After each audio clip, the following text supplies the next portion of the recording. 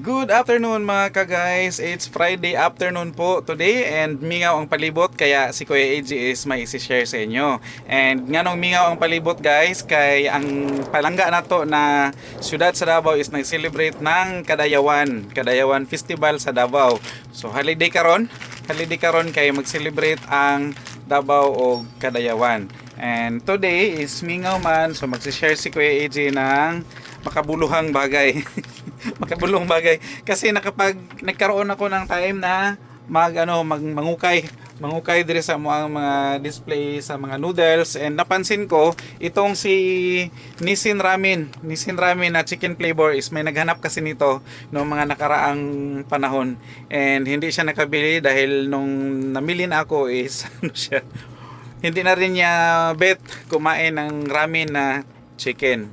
Ayan, so napansin ni Kuya AJ na medyo matagal na sa shelf natin. Ganyan ginagawa ko guys pag may mga na hindi ko lang talaga siya napagtuunan ng oras. Pag may matagal na kayong mga naka-display na mga items sa inyong mga shelves and hindi siya nagagalaw, galawin niyo guys. Kaya I'm sure na na yan. Expire na yan. Ayan. So meron tayong apat na piraso ng ating mga chicken noodles.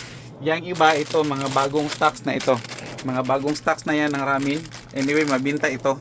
Ito mabinta, at saka ito mga seafoods na mga ramen is mabinta yan. Mahulog. So itong kinuha ni Kuya AJ, itong chicken flavor is bihira lang may mamili nito. Katulad din ito ng mga beef flavor. Anyway, kung sa mga area ninyo is may naghanap talaga at may namimili, okay lang. Pero dito kasi sa amin ang mabinta is yung seafoods.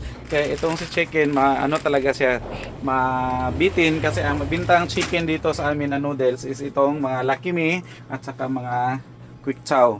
Si Quick Chow nga hindi masyado, pero si Lucky Me bestseller talaga yan. Ang kanyang noodles na beef at saka yung seafoods na nung chicken flavor, mabinta talaga yan. So ito, balikan natin itong si chicken na na ramen natin is expired siya June 2026 pa. Mabuti na lang at walang namimili, so okay lang hindi natin na ibigay sa ating mga customers. So meron tayong apat. Ang binta namin ito is 17 pesos. So 17 times 4, okay, 68. Meron tayong 68 pesos na lugi. 68 pesos kasi so hindi pa man siya nabenta. So yung capital nito ang lugi natin. So hindi na rin ito magandang kainin kasi June, July, August. So magdalawang buwan na siyang expired. At saka nakatry na akong kumain ng noodles na expire. Pangit po siya ang lasa kasi yung kanyang noodles is iba na ang amoy na siya, amoy karaan. Sa Bisaya pa, amoy karaan. So ito, hindi lang ito na item ang ating bantayan guys. Marami tayong mga item dyan na hindi masyadong gumagalaw, tulad nitong sa baba, itong ating mga naka-pouch na mga ketchup, mabilis din itong mag-expire. So bantayan din ninyo itong mga ganito nakasachet ng mga ketchup dahil mabilis din itong mag-expire. And binibili namin ito is tag 3, 6 ang pinakamarami, pero kailangan maubos agad. Kaya hindi namin dinadamihan para hindi siya maabutan ng expiration. So ito is nasa pa naman, November pa naman ang expiry nito dahil bago yan.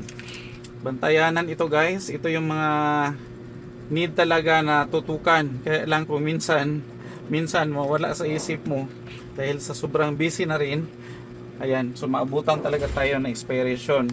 Ito mga ketchup, mabilis yan sa mag-expire. Kung maaari, huwag tayong mag stocks na maramihan. So balikan natin itong apat. Hindi na ito pwedeng kainin, at saka itapon na lang talaga. Wala itong BO. Wala itong BO na pwede nating i-return sa ating mga suking tawag nito, suking mga panel truck. So ang ang the best is itapon siya sa basurahan. And bago pala natin siya itapon guys, para huwag magkapaminsala dahil baka may mga makalaso na, bago natin siya itapon sa basurahan, sirain muna natin yung kanyang cover. sirain natin yung kanyang silyo or kanyang balot, butasan natin para pagdating sa basurahan hindi na talaga nila mapakinabangan. Kasi may ibang ano guys, may ibang mga namumulot ng basura na pagtingin na okay pa yung balot, walang butas, wala siyang ano, kahit na expired, kakainin nila yan. So baka makasira pa ng mga tiyan nila, mga anak nila. So kawawa naman, tayo yung dahilan. So bago natin siya itapon, i-dispose natin properly ang ating mga expired product para wag na makapaminsala ng ibang tao. So para oo, kasi ano, naisip ko kasi na baka sa iba or okay lang yung mga mag 1 month pa na bago mag-expire, pero yung mga expire na talaga na ganyan, June pa siya, June, July, August, so mag 2 months na siyang expire, kailangan talaga na magkaroon tayo ng proper disposal. Kasi kung hindi natin siya i-dispose ng maayos, makain ng iba, mapunta sa pamilya nila, kawawa yung mga anak nila, baka masira ang tiyan, tayo ang dahilan. So need natin maging responsable sa ating mga tindahan, maging responsable tayo sa pag-dispose ng mga item natin na na-expire sa tindahan, lalong-lalo na yung mga higit 1 month na nag-expire, i-dispose natin properly. Kung may mga balot siya, sirain natin para hindi na nila makain. Kasi kung makain pa nila yan, ako, makonsensya tayo guys, tayo ang dahilan na magkasakit sila, masira ang tiyan ng kanilang mga anak. Pabalik-balik na si Kuya AG guys. Meron pala akong ibalita sa inyo. Ito, nakakuha pala kami ng rose ball. Rose ball na ano siya, imported. Imported ang kanyang packaging from Malaysia. And alam ko masarap ito. Ito yung hinahanap-hanap namin na sardinas, pero last na nakakuha kami nito is parang ang kanyang style is parang sardinas natin dito yung pahaba. Ito siya is pinaublong na pinaflat.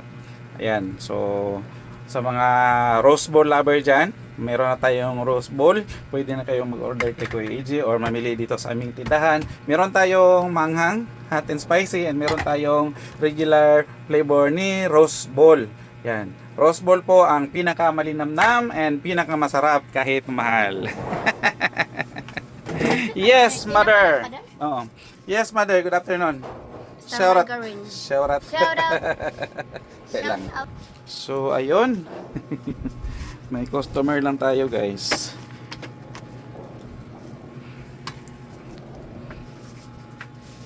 So, ulitin natin, guys. Ang topic natin for today is yung ating mga expired na item or mga hindi gumagalaw sa ating mga tindahan or sa ating mga shelves na mga item.